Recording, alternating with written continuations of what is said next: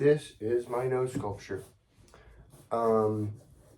His name is Nelly the Nose, and I worked on him for quite a few months, maybe like 3 months or something, very on and off at school. And this wasn't for any project, like school project. I just did it at school using their supplies. And he's a bit lopsided, as you can tell. But yeah, this is my first ever major sculpture. Before this, I was working with a bunch of clay stuff. And this was like a big step up for me. Like, I never made anything like sizable like this. And I really like the idea of making something I put on my head and like wear. It's just like super awesome and cool. So that's what I decided to do. And I kind of went into the process blind, where like I kind of just like, okay, what does a nose look like? First, I made it out of clay, a very tiny, like, you could just fit in the palm of your hand. And then after that, I just went right in. I just cut out shapes of like what a nose would be, and then I started making like a cardboard shape out of like a cardboard nose, a nose shape out of cardboard. And like I would take these, I'd cut up strips of cardboard and I would bend them to make them go up into this shape, and they'd all go up into this shape to create this nose shape, like bending these little cardboard chips because they all have grooves and you can just kind of bend them and do that. And then after that, I had to plaster everything, which you get these like I used a plaster gauze, so it's like rolls and rolls of plaster, and then you wet it, and then you put it on here, and then you rub it in, and then it like sticks and creates this like proper thing.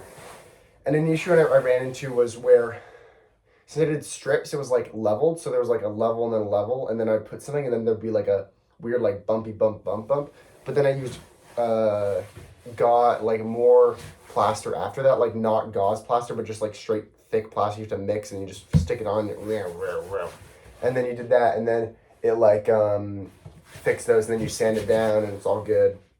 And additionally, before I started using Paris plaster to do that, which I'm not supposed to use either. Paris plaster is for making molds, and so it dries very quickly.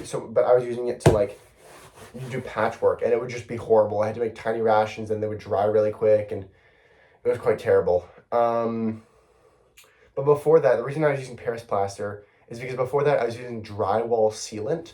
So I'd put drywall sealant to clean up this whole thing, and it was pretty, it made it really heavy. Like this thing is like at least 20, 30 pounds. So you can imagine when it goes in your head, it like kind of weighs down. And initially, so now it's resting on my shoulders, but initially I was having it resting on my head. If you can see here, like there's kind of like a hole. Like there's this cushion. There's this cushion that I had, but it like kind of fell out of the thing, and now I just rest on my shoulders. Like these parts just rest on my shoulders because this shit broke like big time. It just like snapped one day, and then I was resting on my shoulders, and I was like, oh, this kind of actually works better because my head isn't being pressurized, holding up like 30 pounds. So yeah, it also reeks of acrylic paint because I did this whole thing with little bottles of acrylic paint, the entire thing, and I primed it and then painted over it a million times to get the color right. And there's still blotches of like different skin tones. You can't really see in this lighting, but like you can see right here. I don't know. Well, it shows in the camera, but right here there's like way lighter patch than right here, and I didn't really notice it until I brought it home, and I'm like, don't really care now. You know, he's not perfect, but it kind of never was meant to be. Like you can see all these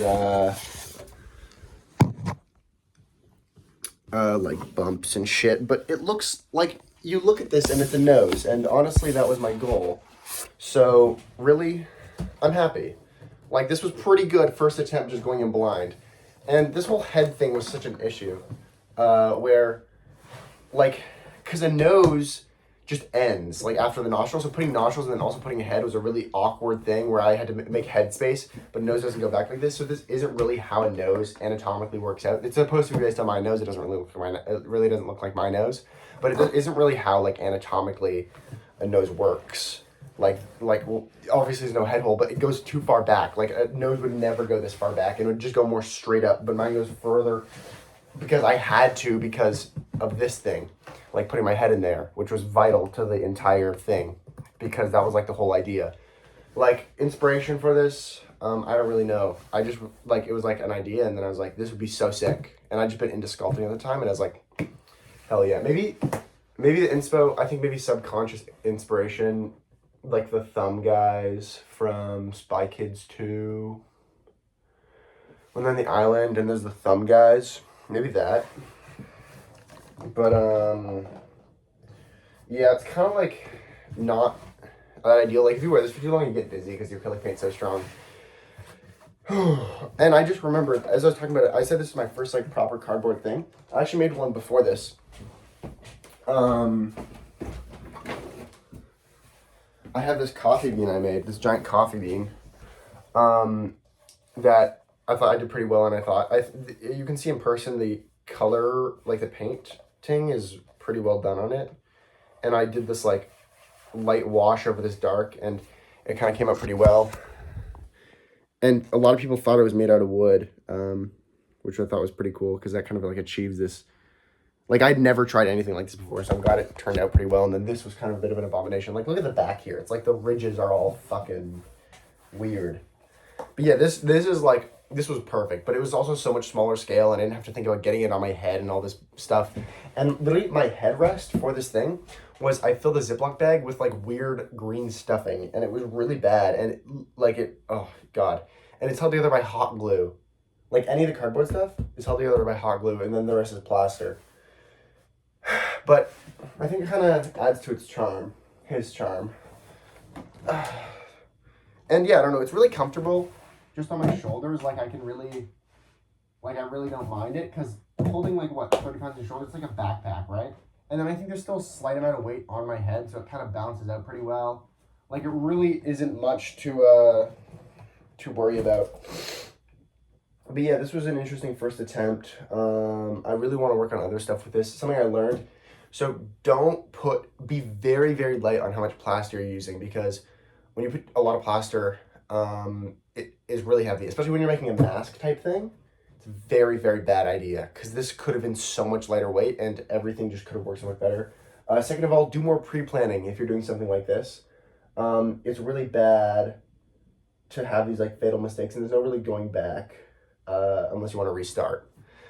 So yeah, I mean, it worked. I got pretty lucky in the end, but pre-planning is, I think, a super necessary step that I skipped. And yeah, so that's Nelly the Nose, my sculpture. That took me a lot of time, and I'm really happy about it. Yeah, that's that. I made this because I have 15 minutes until my mac and cheese is done in the oven. So I was thinking I could share this with all of you. Yeah.